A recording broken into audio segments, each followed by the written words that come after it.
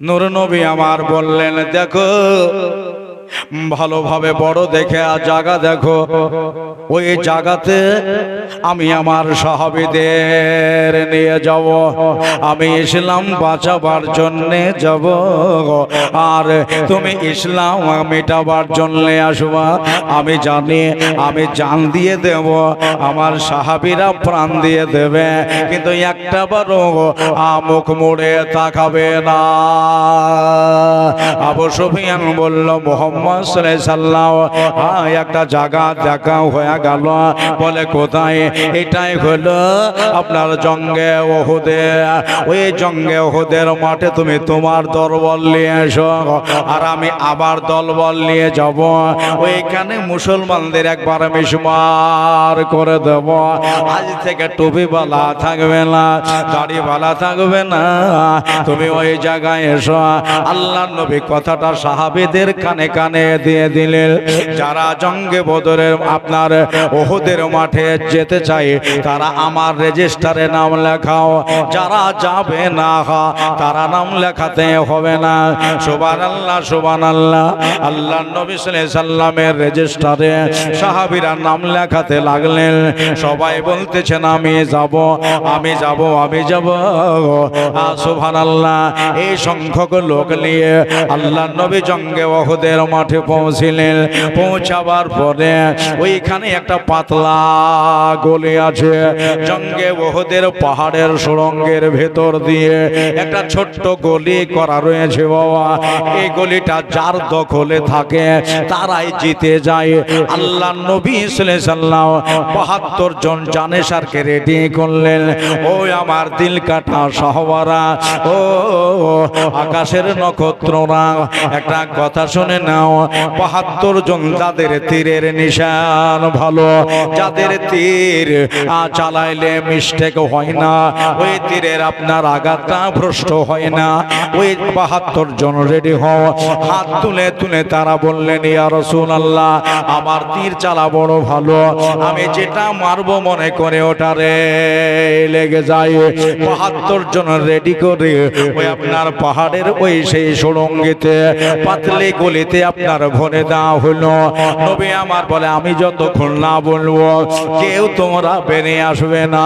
যদি একদিন সারা দিন কেটে যায় যাক, 2 দিন যদি পার হয়ে যায় যাক, আমি কোথায় থাকবো এটার দিকে খেয়াল করব না, বরং এই পাতলা গলিকে আঁকড়ে থাকবা।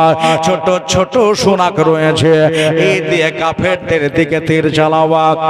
নবীজি সব কথা বুঝিয়ে বলে দিলেন, যদি এই জায়গা দখলে থাকে তাদেরই জেদ হয়ে যাবে। আল্লাহর নবী নূরের নবী সাল্লাল্লাহু আলাইহি সাল্লাম ৭২ জন তীরন্দাজকে রেখে দিয়ে এবার বাইরে চলে আসলেন। যুদ্ধ শুরু হয়ে গেল। ওই দেখো কাফেররা হুররা মেরে দিয়েছে, বড় চিৎকার মেরে দিয়েছে, মুহাম্মদ সাল্লাল্লাহু আলাইহি সাল্লাম তোমার খায়রিয়াত নাই, তোমার বাঁচার আশা নাই, তোমাকে এখান থেকে বিদায় করে আমরা ফাতা হাসিল করে তারপরে আমরা বাড়ি চলে যাব। আল্লাহর নবী ওই জায়গায় নিজে নেতৃত্ব দিচ্ছেন।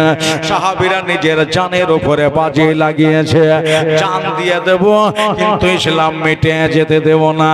সুন্নি হিসাবে একবার জোরে বলেন সুবহানাল্লাহ। বন্ধুরে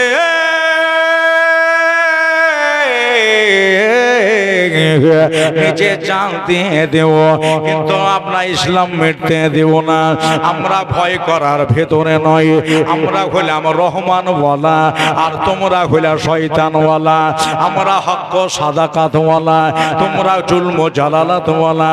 ভয় পায় না মুসলমান, ভয় পায় না। যুদ্ধ শুরু হয়ে গেল বাবা, তীরের আঘাত চলে আসে। ওই যে পাতলা গলিতে সাহাবীরা ভরা আছে, ওইখান থেকে ধীরে ধীরে ধীরে ধীরে তীর মারতে লাগলো। কাফেরদের কম্পন শুরু হয়ে গেল। আমরা আপনার এত লোক বেশি কিন্তু নবীজির কাছে পৌঁছতে পারলাম না।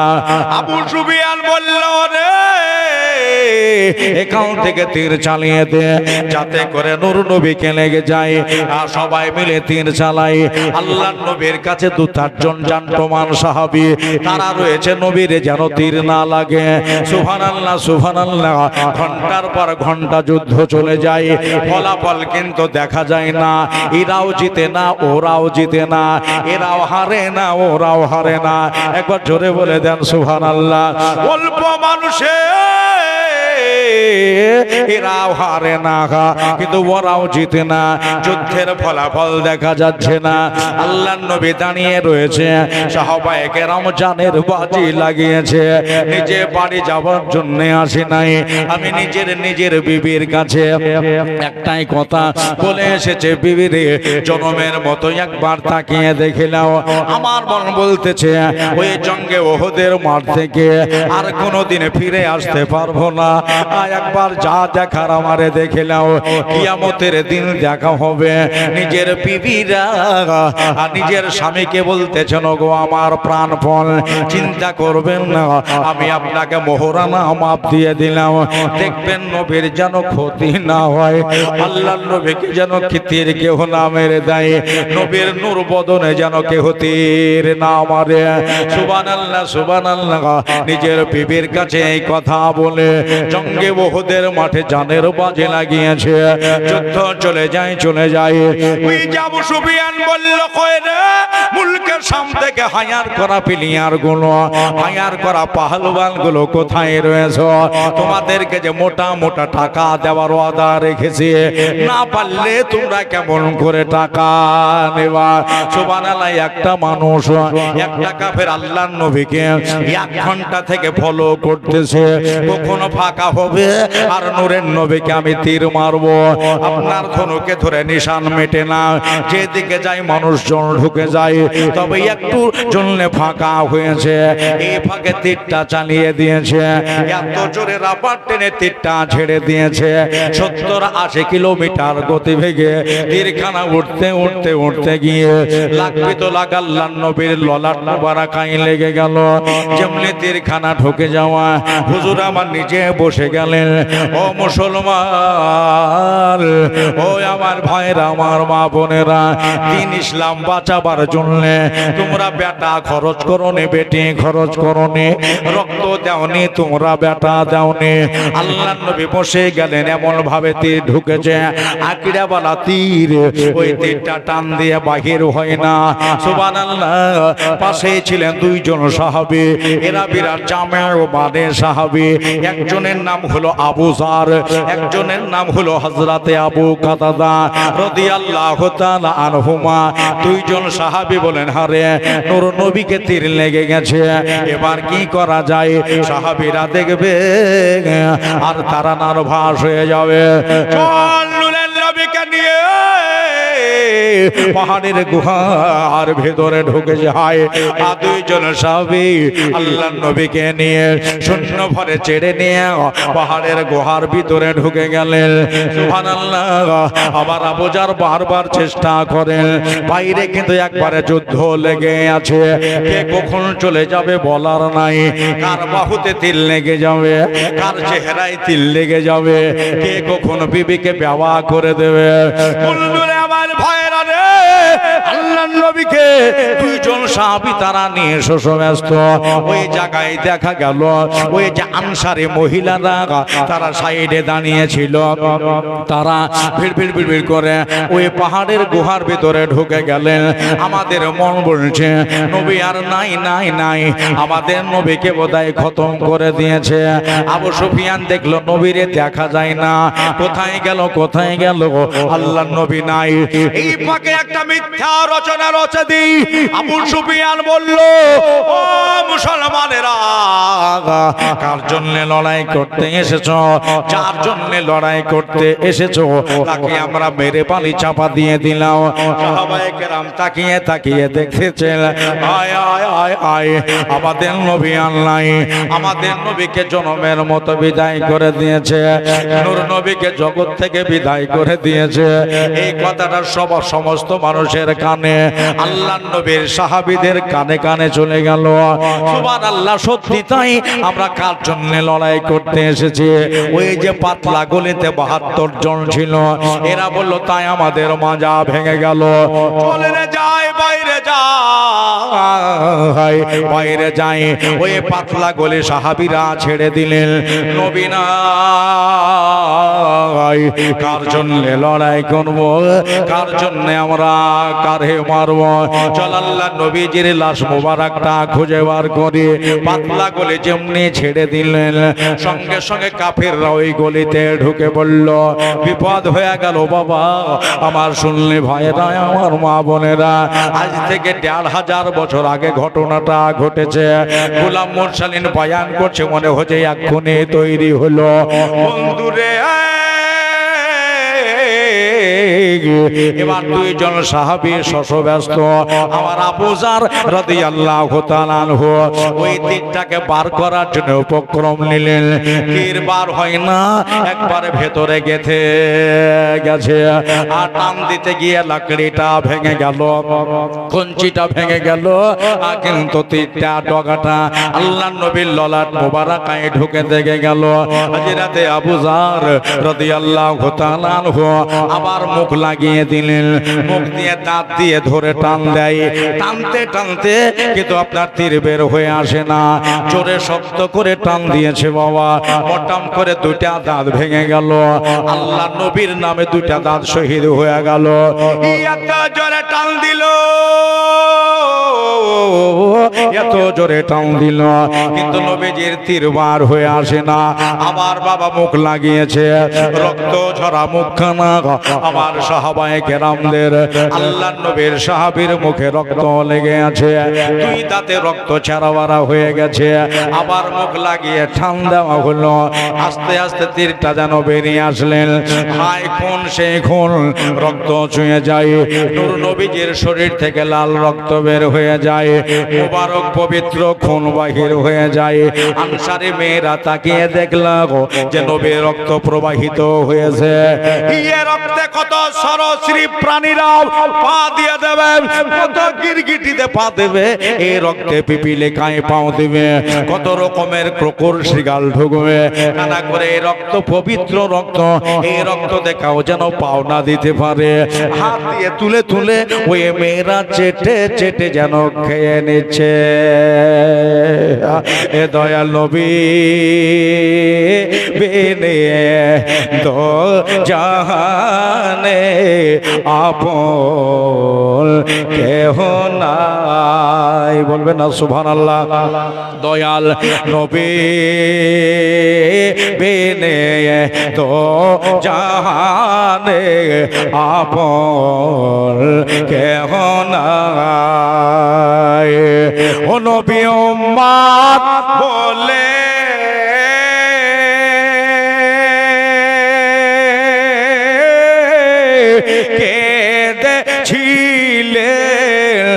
এখনো কাঁদে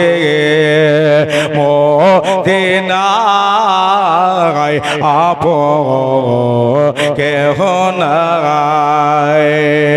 দয়াল নবী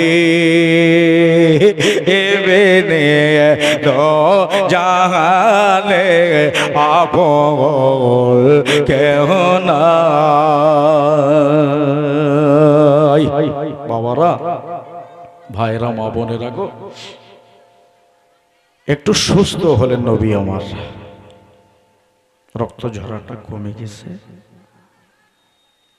উঠে বসলেন। বাইরে এতজন সব জানের বাজি লাগিয়েছে, একাই ঘরে বসে ওই পাহাড়ের গুহায় নবী একটা প্রশ্ন করলেন, আমার সাহাবে 2 জন, এখানে যে আমার খুন পড়েছিল, আমার মোবারক রক্ত পড়েছিল, এটা গেল কোথায়? বলবেন না সুবহানাল্লাহ। জমেছিল এতটা, কোথায় গেল? সাহাবী 2 জন চুপ করে গেছে, বলতে চাই না। নবী আমার বললেন, সাহাবারা বলো এই রক্তটা গেল কোথায়? ভয়ে ভয়ে একটা মেয়ে হাত তুলেছে, ইয়া রাসূলুল্লাহ ইয়া হাবিবাল্লাহ, আপনার ওই রক্ত মুবারক কিছুটা অংশ আমি খেয়ে নিয়েছি। সুবহানাল্লাহ বলেন। এবার বোধহয় ডাঁটবে, নবী পাক বোধহয় বকাবকি করবেন। আর একজন মেয়ে হাত তুলেছে, ইয়া রাসূলুল্লাহ আমিও কিছুটা খেয়ে নিয়েছি। যত মেয়ে ছিল সবাই হাত উঠাইলো, নবী গো আমিও খেয়েছি, আমি খেয়েছি, আমি খেয়েছি। আল্লাহর নবী বললেন তোমাদের কে পারমিশন দিল? মেয়েগুলো ভয়ে ডরে বলতে হুজুর কারো পারমিশন নেই না। এমনি আমাদের মনে মনেই ভাবলাম নবীর খুন যেন অপমানিত না হয়, পাক জিনিস আমরা পাক জায়গায় ভরে নিলাম। নবী বলছে শোনো একটা কথা, বলেন হুজুর তুমি খেয়েছো? বলে হ্যাঁ খেয়েছি। তুমি? বলে আমিও। তাহলে যতজন আমার রক্ত পেটে ভরেছ আমি রসুল বুঝি তার জন্য জান্নাতি গ্যারান্টি। আর একবার বলেন যে যে যে যে যে যে আমার খুন খেয়েছে তার জন্য জান্নাত গ্যারান্টি। তোমার ভিতরে নবী পাকের খুন ঢুকে গেছে, তোমার ভিতরে নবীর মুবারক রক্ত ঢুকে গেছে। এই জন্যে আল্লাহ তোমারে জাহান্নাম দিবে না, আল্লাহ তাআলা তোমারে জান্নাত দিবে। মেয়েগুলা বলতেছেন আলহামদুলিল্লাহ, আমরা তো আগে জানতাম না। এমনি তো মোড়লের রক্ত খাওয়া না হারাম, আপনার যে কোনো মানুষের রক্ত খেও না হারাম। গরু বাছুর ছাগল মুরগি সবকিছুর রক্ত খাওয়া হলো হারাম, শুধু গোস্তটা খেতে পারো, রক্ত খেও না। কিন্তু নবীজি রক্ত মুবারক কেউ যদি খেয়ে নেয় তার জন্য জান্নাত ওয়াজিব হয়ে গেল। জান্নাত বাবা তোমার গ্যারান্টি। হযরত আবু কাতাদা বললেন ইয়া রাসূলুল্লাহ গে ইয়া হাবিবাল্লাহ বাইরে কার একটু খবর দেখে আসি।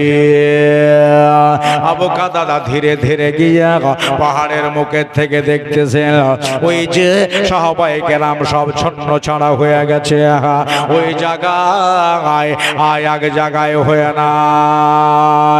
বললেন ও ভাইরা তোমরা তো পাতলা গলিও ছেড়ে দিয়েছ, সুরঙ্গিটা তোমরা ছেড়ে দিয়েছ, এটা কার বর্ডারে? তারা বলল ও আবু কাতাদা তুমি কি জানো না আমাদের নবী নাই, আমার নবীকে জনমের মতো বিদায় করে দিয়েছে। এই যে একটা কথা মক্কাতেও ছড়িয়ে গেছে, মদিনায় চলে গেছে, বাসরা কুফাতে পৌঁছে গেছে।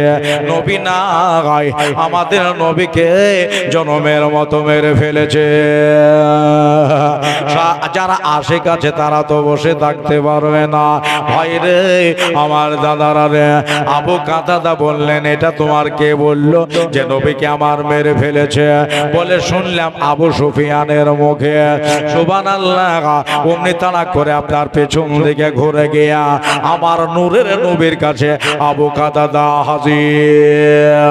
বলেন হুজুর বাইরে কার খবর বড় ভয়ানক হয়ে গেছে। বলে কেন? বলে নবী গো আপনাকে দেখতে পাই না, আপনার সাথে কথা বলতে পাই নাই। এই পাকে আবু সুফিয়ান বলে দিয়েছে নবীকে মেরে ফেলেছে, আল্লাহর নবীকে খতম করে দিয়েছে।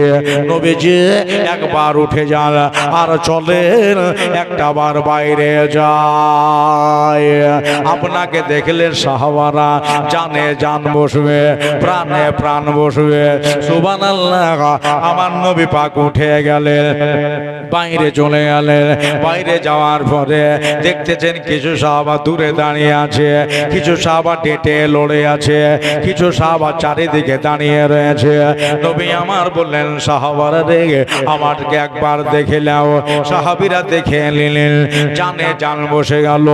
ওই তো আমার জিন্দা নবী দাঁড়িয়ে রয়েছে। ওই সাহাবীরা তোমাদের বলেছিলাম যদি একদিন পার হয়ে যায়, যদি 2 দিন পার হয়ে যায়, 3 দিন পার হয়ে যায়, খবরদার কেউ পাতলা গলি ছেড়বে না। এবার দেখো কি হয়, ওরা দখল করে নিয়েছে। তবে সাবধানতা অবলম্বন করে দাঁড়াও, একটু কায়দা কৌশল মোতাবেক দাঁড়াও, কেউ যেন জোর করে আমাদের দলে ঢুকে না যায়। যুদ্ধ চলে যাচ্ছে, ফলাফল নাই। ভাইরে আমার দাদারা, নবীর সাথে কেমন ভালোবাসা ছিল, সাহাবায়েদের নবীরকে আপনার রেখে দিয়ে নিচে জান দিতে রাজি, নিজে প্রাণ দিতে রাজি, ব্যাটা বেটে দিয়ে দিতে রাজি। তাই বলে নবীকে মার খেতে দেবে না। আবু কাতাদা দাঁড়িয়ে গেলেন পেছে, হযরত আবু জার নবীর সামনে দাঁড়িয়ে গেলেন, একটা তীর আর নবীজিকে লাগতে দিব না। পিছন থেকে তীর চলে আসে, আবু কাতাদার পিঠ ঝাঁঝরা হয়ে গেল, চালনের মতো ঝাঁঝরা হয়ে গেল, পায়ের গোড়ালে দিয়া রক্ত চুয়ে চুয়ে চুয়ে ওই জঙ্গে আপনার ওহদের মাঠে পড়তেছে। বাবা হযরত আবু জার তার পেটখানাও ঝাঁঝরা হয়ে গেল, একবারে লহুলেহান পেট হয়ে গেল, পিঠের রক্ত পায়ের গোড়ালে দিয়ে তাজা খুন তাজা রক্ত বাবা জমিনে পড়তেছে। ভাইরা এবার নবীকে কিন্তু মারার সুযোগ নাই, কাফেরদের মারার আর ইশক হচ্ছে না। 2 সাহাবী সব তীর রুখে নিচ্ছে। আবু সুফিয়ান বলল, রে এইভাবে দাঁড়িয়ে থাকবো না, নবীকে তোমরা কেউ মারবা। আর একটা সন্দেশের পালুয়ান খাড়া হলো, হাতে তীর নিয়ে হাতে বন্দুক নিয়ে দাঁড়িয়ে রয়েছে। আবু সুফিয়ান বলল, তোমার প্রমোশন হবে, তোমাকে কিছু টাকা বানিয়ে দেব, মারো মারো। ওই যে দিনের নবীকে তীর মেরে দাও।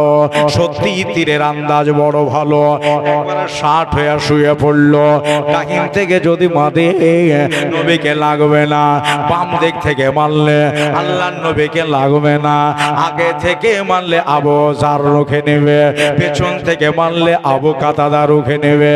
2 সাহাবী ডেটে দাঁড়িয়ে আছে। শুয়ে গিয়া একটা তীরের ডগা একবারে আকাশের দিকে চালিয়ে দিল, ঠিক নিশান করে চালিয়ে দিল। আগে তীরের খেলা হতো, আগে তীরের যুদ্ধ হতো, আগে তীরের আন্দাজ মাপামাপি হতো, তবে ওপর দিকে চালিয়ে দিল। ঠিক এই তীরটা উড়তে উড়তে গিয়া আপনার ডগাটা আবার নিচা দিকে হলো। কোথায় নিচে হলো, ঠিক আমার নবীজির আপনার সোজা সুজি ভাবে তীরের ডগা নিচে হয়ে আসলো। তীর চলে আসে, এই তীরখানা নবীজির মস্তকে লেগে যাবে। ভারী তীরে যদি লেগে যায়, আল্লাহ নবীর সাথে সাথে জন্মের মতো বিদায় হয়ে যাবে। কিন্তু তীরটা আবু কাতাদা দেখে ফেলেছে। নবীর সাহাবা হযরত আবু কাতাদা তীরখানা দেখে নিয়েছে। সাইডের গোলাকেও নেজা মেরে ফেলায় দেয়, সাইডের গোলাকেও নেজা মেরে ফেলিয়ে দেয়। বলল, পিছন গোলা আমার পিঠে নিয়ে নি। এবার তীরখানা চলে আসছে, এই লেগে যাবে, এক হাত আর বাকি আছে, নবী পাকের মাথায় ঢুকে যাবে, তীরখানা লেগে যাবে। হযরত আবু কাতাদা বললেন, আল্লাহ গো, আমাকে ওই ক্ষমতা দাও, সাইডের গোলাও যেন বানিয়ে ফেলে দিই, উপর কাঠটাকেও যেন রুখতে পারি। হযরত আবু কাতাদা সাইডের তীরগুলাকে বাড়ি মেরে ফেলে দিলেন, সাইডের গুলাকেও ফেলে দিলেন। একবারে তীর এসে আধা তার বাকি আছে, নূর নবীজির নূরের মাথায় আপনার লেগে যাবে। আবু কাতাদা নেজা উঠালেন, নেজা উঠায়া এবারে ওই তীরের উপরে মেরে দেওয়া হলো। সুবহানাল্লাহ, মাঝখানে মারার কথা, তীরটা ওই দিকে পড়ে যাবে, আল্লাহর নবীকে লাগবে না। কিন্তু যেমনি নেজা ছাড়তে যাওয়া, তীরটা আর একটু নিচে হয়ে গেছে, মাঝে লাগলো না, ওই তীরের একবারে আগালে লাগলো, ওপর মাথায় লেগে গেছে। যেমনি ওপর মাথায় লেগে যাওয়া, তীরটা পেলছা হয়ে গেল। যেমনি পেলছা হয়ে যাওয়া, তীরখানা আল্লাহর নবীকে লাগলো না তো বটে, কিন্তু তীর এসে আমার নবীর সাহাবী আবু কাতাদার ডান চোখে কাজ করে ঢুকে গেল। এত জোরে তীরখানা ঢুকে গেছে, গোটাই চোখটা বাহির হয়ে গেল, চোখের পানিটা ঝলমল করে বার হয়ে গেল, কালো মণিটা গলে গেল। আবু কাতাদা যন্ত্রণায় থাকতে পারে না, এত যন্ত্রণা, চোখের ব্যথা, একটা পোকা পড়ে গেলে গাড়ি চালাইলে তাই বাবা সইতে পারা যায় না। এই মোটা তীর হাজিরাতে আবু কাতাদার চোখের ভিতর ঢুকে গেছে। আবু কাতাদা একবারও বলেন, নবী গো আমাকে ব্যথা লাগছে, আমাকে কেটা তীর মেরে দিয়েছে। তীরটাকে এমনি করে জোরে করে টান দিয়ে নিচে ফেলায়া দিয়ে এক চোখ দিয়া নবীর দিকে তাকিয়ে দেখছে, নবী গো ভিতরে জান থাকা কালীন আমি আর আপনাকে তীর লাগতে দেব না। তাকিয়ে দেখেছে, আবু কাতাদা রে তোমার তো চোখটা নষ্ট হয়ে গেছে, তোমার চোখে তিল লেগেছে, গোটা লহুলেহাল, একবারে চোখ ভেসে গাল বেহে বেহে আপনার কাপড়ে জামায় রক্ত পড়তেছে। ও মুসলমান, আজকে দেখো বদরের মাঠ রক্তে লাল লাল হয়ে যাচ্ছে, ইসলাম বাঁচাবার জন্য তারা গেছে। দুনিয়াতে মুসলমান আসবে, তারা যেন আজাদের সাথে বাস করে, মসজিদে নামাজ পড়লে কেউ যেন কিছু না বলে, মাদ্রাসায় গেলে যেন কিছু না বলে। নবী আমার বলেন, আবু কাতাদা রে আয় আমার সামনে আয়। নবীকে বললেন, ইয়া রাসূলুল্লাহ হে, ইয়া নবী আল্লাহ, আমি যদি পিছুল থেকে সামনে যাই আপনাকে পিছে তীর মেরে দেবে। নবী গো আমি সহিতে পারবো না, তবে এটাই মনে ভাবলাম আল্লাহ রাহে জান দিতে এসেছে, এখনো জান যায় না, একটা চোখ দিয়ে দিয়েছি। জোরে বলেন সুবহানাল্লাহ। নবীজি আমার ডাইনাত কানা ধরে স্বপ্নে নিলেন, আবু কাতাদা চোখটাকে নাড়তেছেন, আবু কাতাদা এই চোখে কিছু দেখতে পাচ্ছ? বললেন, নবী গো গলে যাওয়া চোখে কি কিছু দেখা যায়? লেন্স বরবাদ হয়ে গেছে, আমার লাইটটা বেকার হয়ে গেছে, আমার ফোকাসটা মনিটা গলে গেছে। আল্লাহ নবী ওই চোখটাকে ধরে চোখের ভিতরে আপনার টিপে ভরে দিলেন। ভরে যাওয়ার পরে বলতেছেন, আবু কাতাদা খবর বলো। বললেন, ইয়া রাসূলুল্লাহ যাক আমার গোটা চোখটাই নষ্ট হয়ে গেছে, আমি জানলাম আমার চোখটা আল্লাহ রাহে আমি দিয়ে দিয়েছি। ভাইরা রে, আমার মা বোনেরা রে, আপনারা সকলে শুনেছেন উন্নতি কল্পে চোখ দিতে পারি না, বেটা দিতে পারি না, আল্লাহ রাখে নিজের ছেলের জবাই দিতে পারি না, তবে আল্লাহ রাখে যদি চাই অল্প অল্প করে আমরা কিছু দেব। শুনেছেন রমি